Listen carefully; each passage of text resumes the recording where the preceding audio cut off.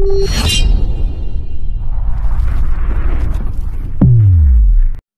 YouTube channel MEPV. Assalamu alaikum wa rahmatullahi wa barakatuhu.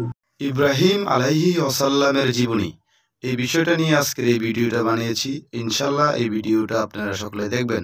Ibrahim আলাইহিস সালাম হাজরা আলাইহিস সালামকে নিয়ে আসছে। কোথা নিয়ে আসছে? এমন এক জনপদে নিয়ে আসছে যেখানে কোনো পানি নাই, খাবার নাই, মানুষ নাই, গাছপালা নাই, কিচ্ছু নাই। রেখে হাজরা আলাইহিস সালামকে আর ইসমাইল আলাইহিস সালামকে রাখি উনি চলে যাচ্ছে।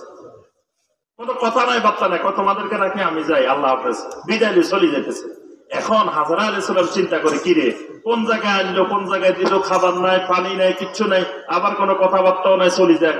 তো বলে যে ইব্রাহিম একটু দাঁড়ান, আপনি যে আমাদেরকে রেখে যাচ্ছেন, এই যে রেখে যাওয়ার কাজটা করতেছেন, এটা কি আপনার সিদ্ধান্তে নাকি আমার আল্লাহ রাব্বুল আলামিনের সিদ্ধান্তে, এটা বলে যান। ইব্রাহিম আলাইহিস সালাম বললেন, তোমরা আমার এতদিন চিনলে না, আমি ইব্রাহিম কি কোনো কাজ আল্লাহর সিদ্ধান্তের বাহিরে করি? আল্লাহু আমারানা বিহাযা, আমার আল্লাহ নির্দেশ দিবেন তোমাদেরকে এখানে রেখে যাওয়ার জন্য। সাথে সামান্য কয়েকটা খেজুর আছে, অল্প একটু পানি আছে, কারণ একদিনও যাবে না, তার আগে শেষ হয়ে যাবো, মা আর ছেলে দুইজন।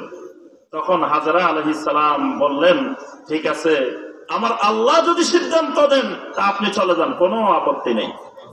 আমার আল্লাহ, যেই আল্লাহ আমাকে সিদ্ধান্ত দিচ্ছেন এখানে রেখে যাওয়ার জন্য, সেই আল্লাহ আমার সব ব্যবস্থা করে দিবেন। সুবহানাল্লাহ।